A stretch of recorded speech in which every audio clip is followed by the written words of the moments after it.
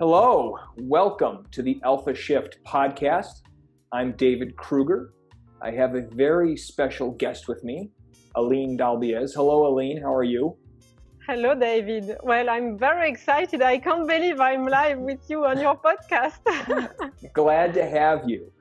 To give the audience a little bit of background, first of all, a couple weeks ago, the last episode of the Alpha Shift podcast, I did a review and a discussion about Tomi Lahren, the American conservative Fox News host who went on a 15-minute internet rant about men, about modern men, telling them, don't be bitches, be what I want you to be, and be available. And we saw between the lines. We saw that Tomi was a woman very much in masculine energy, a woman who was very successful, a woman who didn't see that perhaps her misfortunes in love and life were maybe her own concern. And so I got more, and I talked about at the end of that episode, masculine and feminine energy, and what it is that a man finds attractive and what he does not find attractive. And tried to make the point that no matter how physically beautiful she may be, and she is, that with that kind of energy, any man will eventually leave, because there is a certain energy and there is a certain thing that we all look for in relationships. That episode got more comments than probably a combination of all the episodes I've done before. And Aline, I know that sparked your interest, and so I thought, wouldn't it be wonderful to have someone of your stature come on the podcast? And you graciously accepted. For the audience, my dear friend Aline is from the south of France. She is a transformational consultant, a professional coach, an international speaker, and a best-selling author. Since early childhood, personal relationships have really held her attention, understanding what creates failure or success in human interactions. And she has helped many friends along the way. She has written a book in French. It's called The Power of Words, A Secret of Relational Success. In it, she describes the key components and the recipe for success in any relationship. I think we're going to talk about that today. This book became the seeds of her work in research and development of human abilities. She has designed a 12-week online program to literally reprogram yourself and break free from your own self-imposed limitations.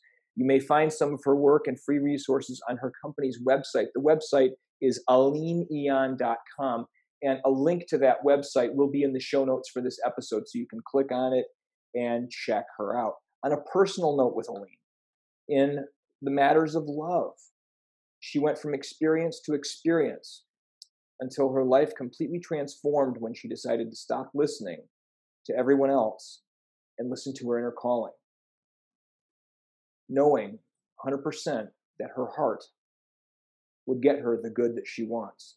And then she met her dream guy, and this was 10 years ago. She used very specific techniques to do that, and she says no miracle can happen unless you allow it to. Aline, I think that you have a lot that this audience is going to want to hear about. And I almost want to ask you like the end of the story first. I want to know, how did you manifest Jean-Luc? I know that the two of you have a wonderful relationship, and you're just known as a power couple in the circles we run in our international club, the Global Information Network. How did you manifest the man of your dreams? Ladies who are listening, you might want to listen up. Well, that's a wonderful question, and I'm so happy to have this opportunity to share with you, David, because you are someone I value a lot, and I appreciate your way of putting things together with both that very powerful alpha masculine energy and that ability as well at the same time to step back and care for what is happening, because this is a key of the journey and of the end result. And to answer your question, the main thing that came to mind for me is that I started to embrace my failures as information for me to build the picture of my 100% perfect ideal couple life, which was the key. When I decided to stop listening to anyone who would say, well, don't target too high, don't target too ideal, don't target too best, you have to make concessions, you have to live with some drawbacks and blah, blah, blah. When I decided, well, do they live their ideal life? Are there someone who should tell me how to do that? And basically the answer was no. And so I completely stopped listening to any of those, and I decided to listen to my heart, which was telling me that I truly wanted to be fulfilled and to live with someone who would be able to understand me, who would be able to make me feel happier than alone. And so when I started to focus 100% on the highest possible target, the magic started to happen. Wow. So that's what it was. You just did not compromise. You got a dream and a burning desire for its achievement, and you didn't let anyone tell you couldn't get it. Mm-hmm. I mean, and you can tell I just finished reading Think and Grow Rich again. That's true, but I also started to let people know that I had succeeded, even before having met him in person in real. I mean, I started to consider that this was truly possible, mm-hmm. and to let them know that my truth was more important than theirs. And so if other people were telling me that I should compromise and etc., I started to make my own inner truth more important in my own mind than theirs, which makes a huge difference. Absolutely, I would say. I mean, because so much of, I think creating what we don't want in our life just starts from observing what's already in front of us. All of your probably well-meaning family and friends who were telling you, you might want to just compromise, and you might be shooting a little bit too high. They're probably looking at their own lives, their own experiences, their own mishaps, and being like, Aline, you're crazy if you really think you're going to have this great guy who's going to make you feel amazing and be good looking. John Luke's a good looking guy, so I mean, you got it all. And and so a lot of people don't believe they can have that because they haven't had it before. And honestly, I started far away from that, because I was the very first one to say that men were useless. Really? And I told everyone who could listen for years and years and years that men were useless. So I truly cared for Tommy when I watched your podcast and listening to her video. I don't know her at all except from that video. And I kind of understand maybe how she ended up recording that video. And at the same time, at some point, especially, I think it was just after having met Jean-Luc, that I told my mom I was in something very valuable. And she replied to me, well, you will probably now stop thinking that men are useless, won't you? Because if you don't, well, he will probably just confirm what you think. And so it was a very life-changing moment for me when I realized that I had to change that belief. Yeah. It's funny, people hear this, Aline, hear us talking about, well, you had a belief that men were useless, and so they were useless. And if you start expecting something better, you get it. To some people, that sounds very woo-woo and out of step with reality. But I can tell you this, that what you expect from people, you tend to get, because it informs how you treat people. Tommy feels that men are useless and is a little bit angry and confrontational. Men are going to see that and close down and they don't want to do anything for a woman like that. But when a woman expects the best of men and expects them to be wonderful, they will rise to the occasion. They will try to make your expectations of them, fulfilled. And if somebody thinks you're awesome, and they think, you're going to want to like rise up to be that. You don't want to let them down. That's like a secret that a lot of women could stand to learn with men. You think men are so useless. If you are sweet and inviting, and you let him know that you think the best of him and expect the best of him, he's going to like tuck in his shirt and get that shit together. He's going to figure it out. He doesn't want to let you down.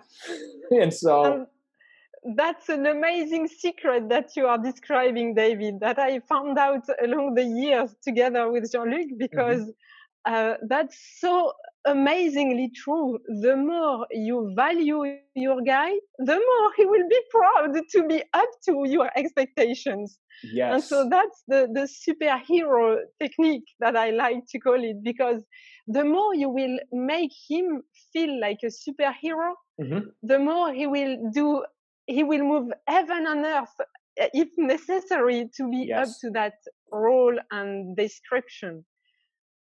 I have been in that position, when certain relationships were going very well, and she thought the most of me, and she thought I could do things beyond what I thought I could do. I went and did it. I wasn't gonna make her. She thinks I'm amazing. I'm not gonna make her wrong. I will do whatever it takes. You will do more. And again, I'm still stuck on Think and Grow Rich. Napoleon Hill says that man's greatest desire in life is to please woman. You do not want to let her down. You will do more to meet her positive expectations of you than you will probably do in your own life. If it was just you doing your thing. And so it's a very, very powerful thing.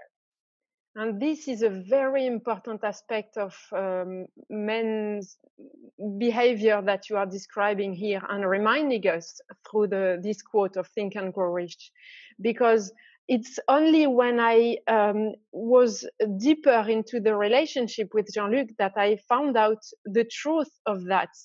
Thanks to him being maybe more authentic with me. And I realized how much he cares about pleasing me. It was unbelievable to me at the beginning. And I'm sure Tommy, or wonderful ladies like Tommy, they don't realize how much men want to please them, because they don't have the appearance of being willing to please women. But that's so true. That's so true. It's just incredible how true this is. And the more the situation gets tough, the more men may feel terrible inside if they can't please their woman. Yes, that's exactly right. Yes, and then sometimes they start doing anything or just doing everything wrong because they are terrified at the idea of messing it up and not pleasing them.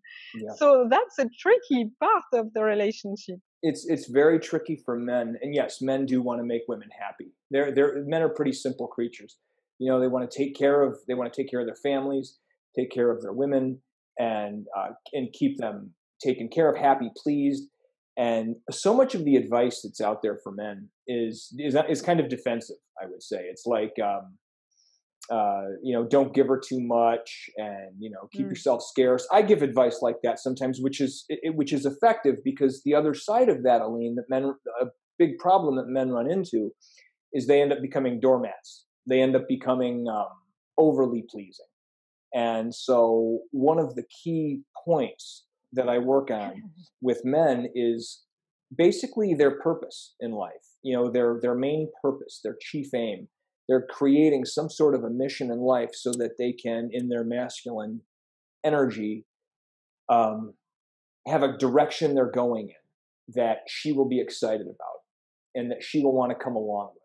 That, a woman, I think, really doesn't want to lead the way. She wants a man to lead the way, and she wants him to be worthy and someone that she can be proud of and follow. How does that sit with you?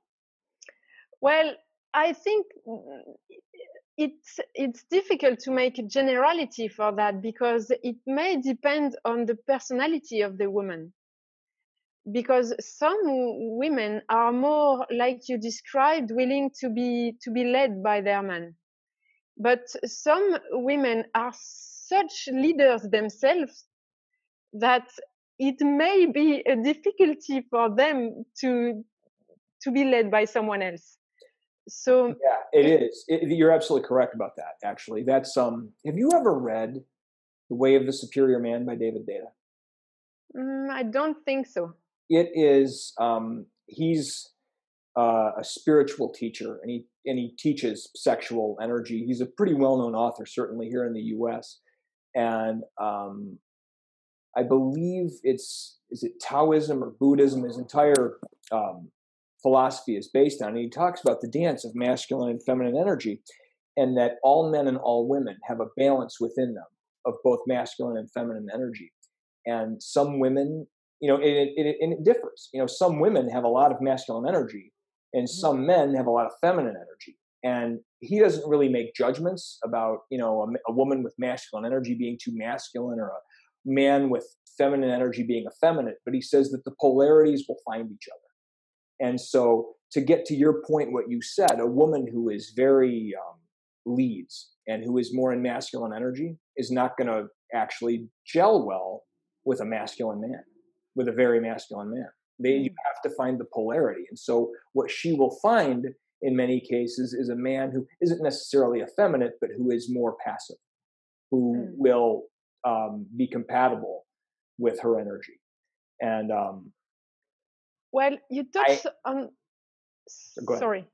I was just going to say, and I have to be honest, of the cases I've seen of women who are more masculine, more dominant, they don't tend to keep men very long. It's just my observation, generally speaking. So, I'm sorry. Go ahead.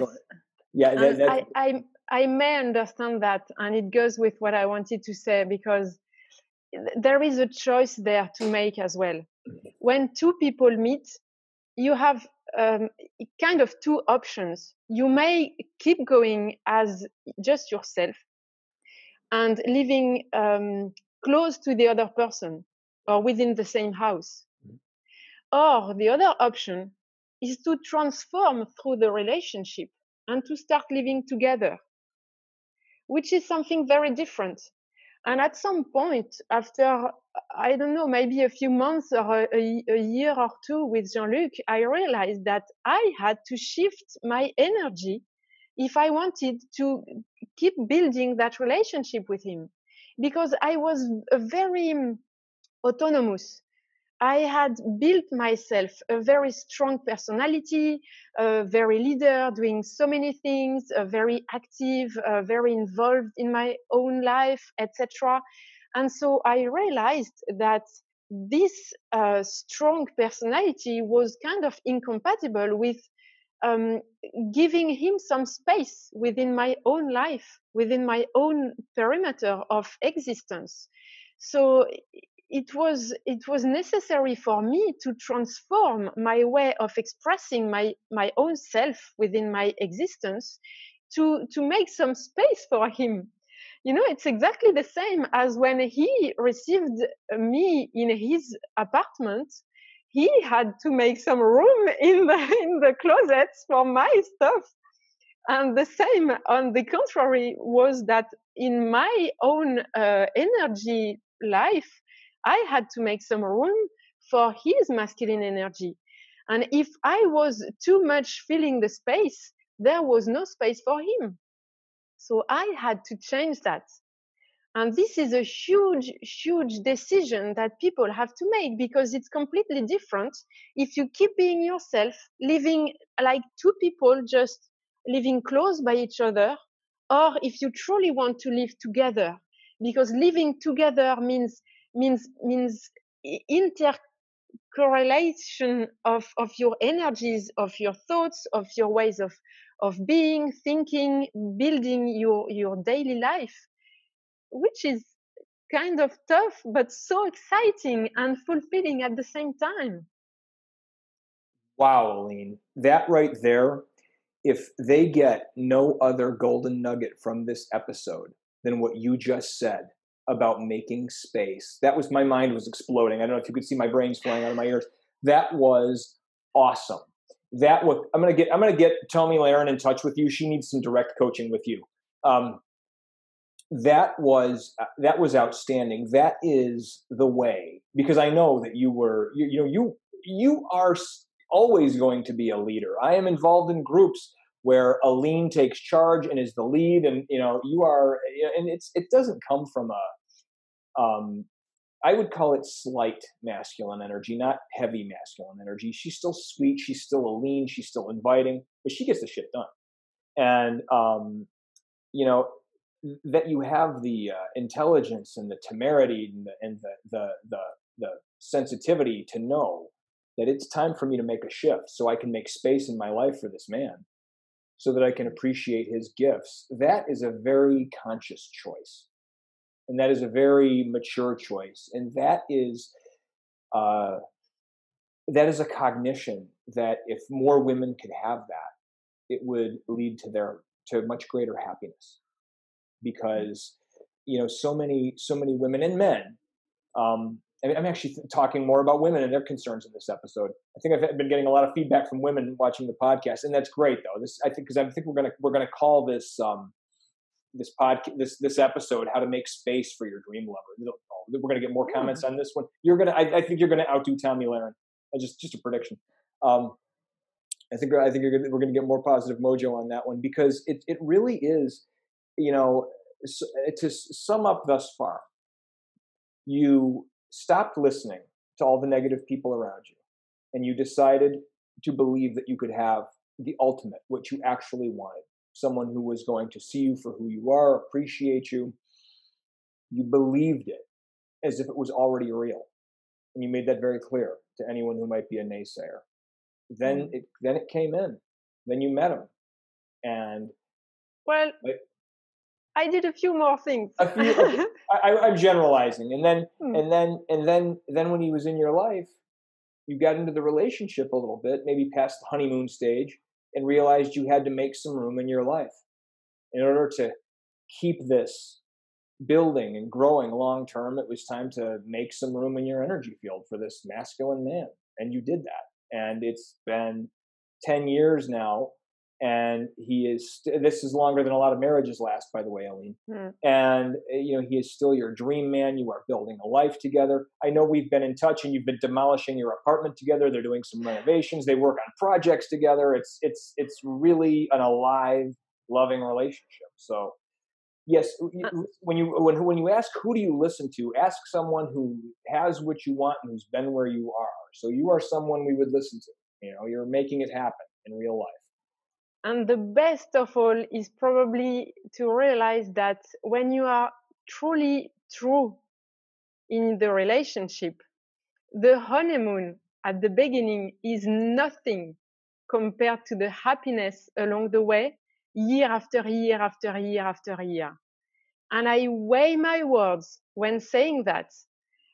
It's just a matter of focus and truly wanting that relationship to be beautiful, because you have to care for your relationship. I mean, if you don't care, then you may lose it or see it diminish in some ways. But if you care for your relationship, if it's something very important to you, honestly, this is the most precious part of my life, even after 10 years. And nothing else matters more. Wonderful. That is a recipe for success. That is it. Treat it like it matters. Make it a priority. So many busy people today. They put their career. Tommy, we keep picking on Tommy. She said the reason that she broke up with her fiance was she told him very honestly that she wasn't ready to settle down. She was busy with her career. That's not failure. That's a conscious choice. Really, if you look at it, that's simply someone making a conscious choice. Know what you want. Sure. And then there is what you say and what you truly think or feel, which is even more important, because we have to be true with ourselves and to be honest, to be clear with what we want and what we don't want. And the more strict we are about our own criteria beforehand, the easier the path towards that relationship. Because if we start making some compromise, thinking, well, that is not so important, that is not so important, this I don't care that much, and then you try to fit in. The more you try to fit in, the more the relationship is going to be a mess in the end anyway, because it's not true, it's not clear, it's not who you are, it's not fulfilling your true expectations. So the most important part is also to be clear with what you do want, and assume, stand for what you want and for what you don't want. You know, at some point when I was a student, I went through, it was a very important relationship for me. And after a year and a half or something, it just ended up in a very destructive way for me. And for the very first time in my life, I could feel that I was not going over that on myself, by myself. It was too much for me. It was too painful, too complicated. And so I gave a call to my parents. Usually my mom answered, but that particular day, my dad was there too, and they both were together on the phone with me. And so they suggested to me to go to a seminar, which just by chance was happening like a few weeks later, close to me, like 15 minutes away from where I was. And that seminar was called How to Be the Author of Your Life. In that seminar, I learned a lot of terribly, wonderfully valuable material about psycho-cybernetics techniques, about how the brain works, how this is just a target machine. When you give information to your brain can't do anything else than targeting that particular thing that you think about. That's why it's so important to focus on what we want and not what we don't want, or not for too long, just to clarify what we do want. And during that seminar, I learned a technique which is so important to help us clarify what we do want. This technique is called the criteria and equivalent technique.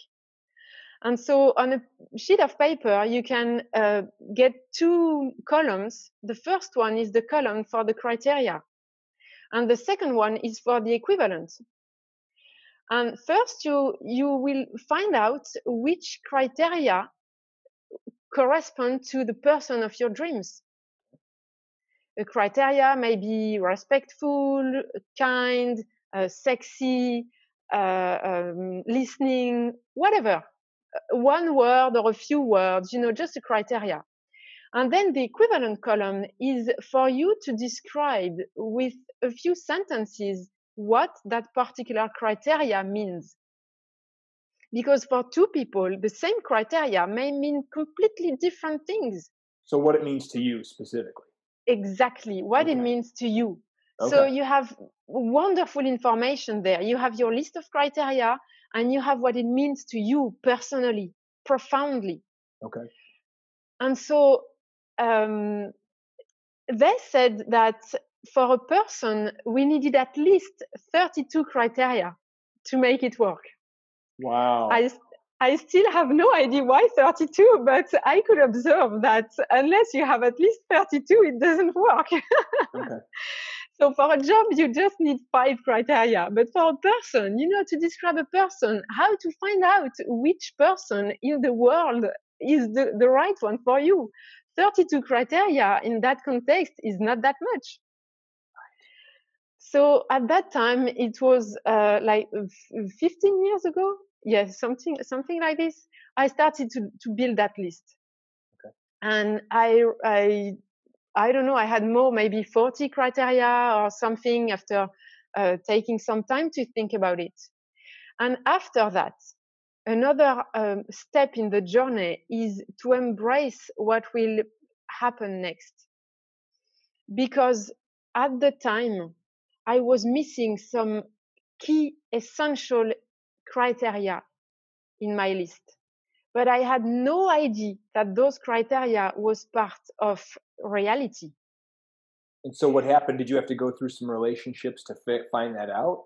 I did, indeed. And so I had a few other experiences just highlighting very clearly a few more criteria. Mm-hmm. And the main target was not to talk about them and not to complain about them or not to tell them how they should do, whereas they were not how they should. It was about me becoming aware of what is very important to me and update my own list of criteria.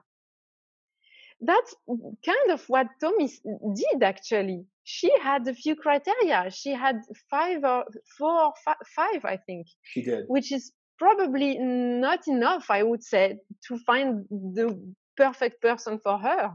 Yeah, and her criteria, I think, were kind of born out of anger, of her frustration, clearly. And if she continued really to work on criteria, she might get to a place where, she's creating a much more positive list. A man who is available, a man who understands her career, a man who makes time for her, a man who, and what she might find making the criteria is maybe she has to make a few changes too. I often tell guys, and this would apply to women too, when you think about your dream woman, you think about all of the wonderful things about her, and then think about what kind of a man would a woman like that want, and you got to become that man. And you could say the same thing to women. When you do your 32 criteria, and I love this method that you just outlined for us. I'm so glad that we've got this for the podcast listeners. But when you do those 32 criteria, or when I do 32 criteria, maybe for a perfect woman, I might find that I might need to up my game a little bit as a man to be the kind of man that this woman with these 32 wonderful criteria possesses. And that's where the rubber meets the road? Yes, that's where the rubber meets the road. That's right. We've talked so much about, knowing what you want in this process you went through to figure out what you want. I would suggest, and I've also been doing some of this work in my own life, not necessarily with relationships, but I'm honing in some stuff with business and with my career. This August has been my month for that. And knowing what you want, Aline, is hard work. It really kind of is. Really, even you were talking about the ideal man and the ideal relationship, 32 criteria. It's actually a job just to have to do that thinking. Okay, it's like you really have to focus for a while on that, and we don't do that. I think humanity as people, we don't do that enough. We don't really know what we want, and we get things by default. I know we don't, and then we get things by default, and we complain. And we complain about I didn't like this, I didn't like that. Why can't I just have blah blah blah? But we don't take the time to do the hard work to think about what we want.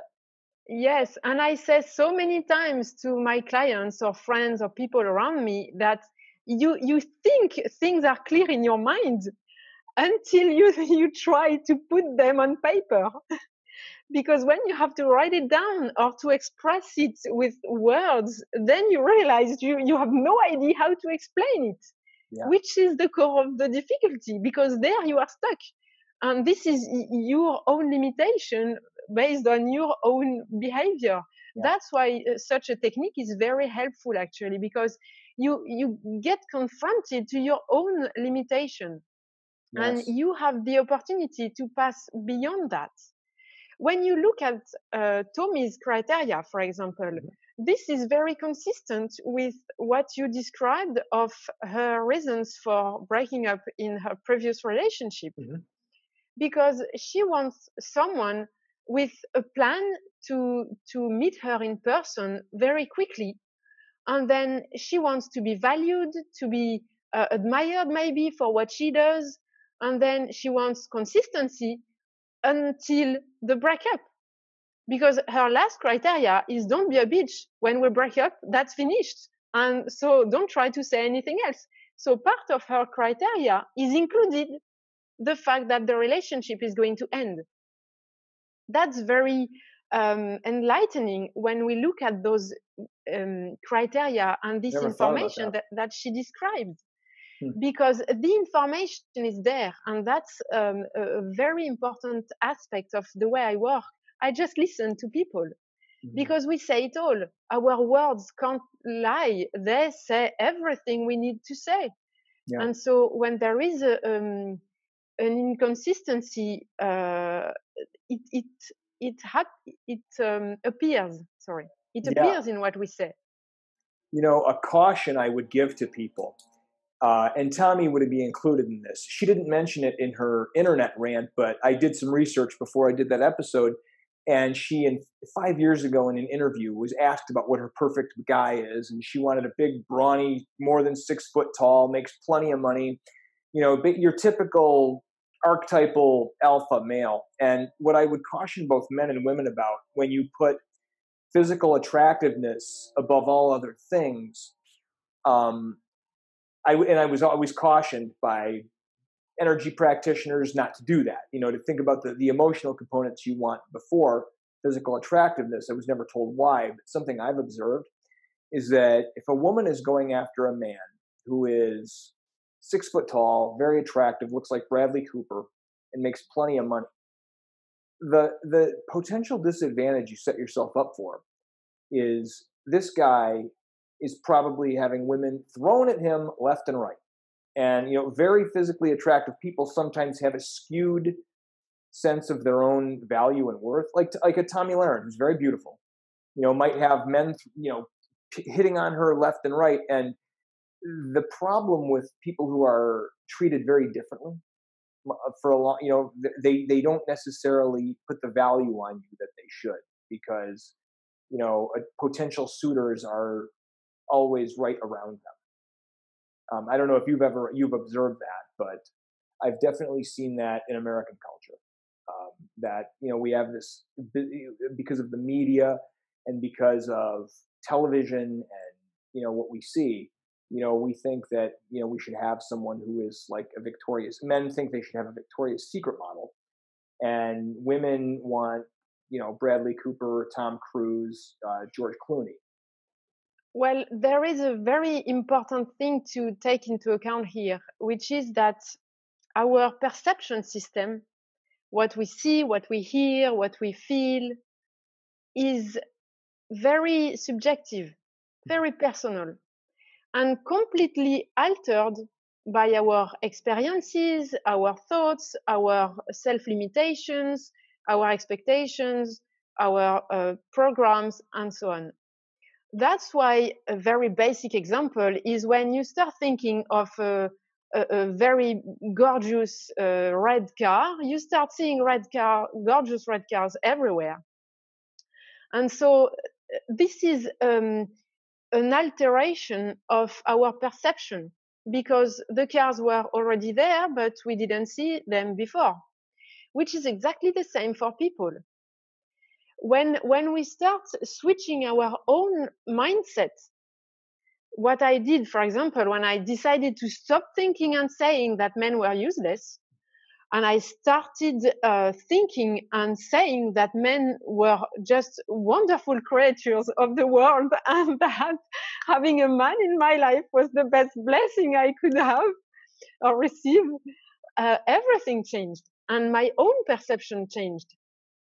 And so when we do things like this, we start seeing different people we didn't see before.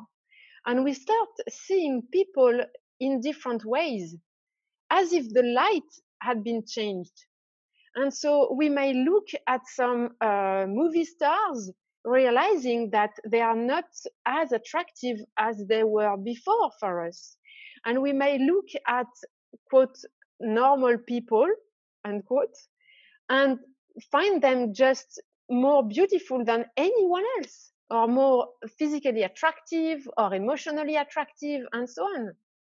Or even someone that you've known for a very long time, and suddenly your perception of that person completely transforms. So that's part of the magic as well. And we have to, we have to give ourselves that opportunity to leave room for that transformation of our own perceptions. That is a very encouraging message. You know, that is a wonderful description of how miracles happen in people's lives. You know, it's because you are the miracle. When you change your expectations and when you open yourself up that anything is possible and that you can declare that men are a great thing. They're wonderful creatures. They are not junk. They are not garbage. As I was saying, you're telling a new story. And then you start seeing different things. Your taste changes. Some of these movie stars are no longer so attractive. And a guy that might have been in your surround for a long time now all of a sudden is like, oh my God. You know, and it's like the thing that would really make you happy, you know, oftentimes was right there, right nearby, and not off on some mountaintop or, you know, in some, you had to be, you know, have to chase them all the way across the world. It's just, you know, your transformation is the miracle, and everything that you need to make you happy can be right around you. That And is so encouraging. there is an interesting piece of information to catch there, because when we look, I mean, I will say you men, when men look at that kind of video of a beautiful, gorgeous blonde lady, very well dressed, prepared, and so on. She probably smelled with a very nice perfume and everything. You know, she was prepared for her video. And her speech was about men being trash, as you summarized. Okay. So if a man feels attracted by that woman through that video, it's telling him that he's attracted by a woman making him think he's trash, which is very important to take into account, not as a fatality or anything, just as a, wow, okay, there is something there showing me, telling me that my attention is attracted by a woman who is having a kind of attacking behavior with me. Whereas a man, probably, I don't know, that's where your part is to know what you want. But if you want to find a woman who values you, who thinks you are the most precious person in the world, who is so happy to have you in her life, to make you happy by all means. If you want that kind of woman, making you feel like the most wonderful superhero of the whole world, then that's a different story. And you will feel attracted by those women in your life who have at least a tiny piece of that kind of behavior with you. Yes. And you should be looking for that kind of behavior and valuing those. That's where she's right in a way, to value. What is value to you? Right. Not her as being a leader in her own life and so on, except if this is what you want. But if you want a woman who makes you feel like a superhero, you should value that in an old woman around you. I think most men, that's a great way to put it, Aline. And I can certainly say for myself, and I think most men listening, if we had that, and that's such a wonderful thing to articulate, because I think it's going to go on everyone's wish list after they listen to this episode. If we had a woman like that who made us feel like a superhero, I guarantee you most of us in that situation would become superheroes. You know, we'll do anything. You know, we'll we'll find you that wonderful wedding ring. We will take out the trash without being asked. We will do whatever it is that, you know, from the most mundane task to the biggest superhero feats. When you know what you want and you want to make her happy because she makes you happy, I mean, nothing will stop a man in that situation. And you know what, David? I'm not making a generality there, but I would not be surprised if all men in the world starting to want to meet those women who will make them feel as superheroes, helping them to behave as superheroes, those women would not anymore need any kind of ring or any kind of material excessive success or whatever, because if you are able to be that superhero in her life, she will love you just because it's you, just because you are fulfilling her heart, because women love to be with superheroes, you know.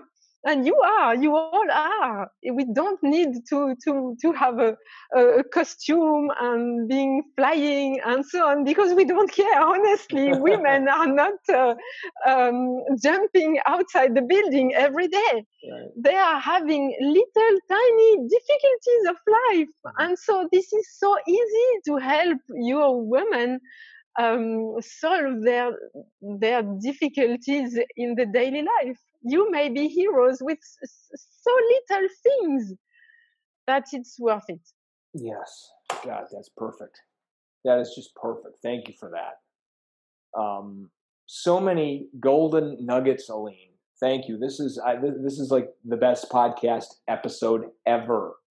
I mean, I just what. Before we close out, I mean, I know I got so many wonderful stories from your life. Do you have any, perhaps, golden nuggets or things you learned or gleaned working with some of your clients? Any great stories from some of your clients in relationships?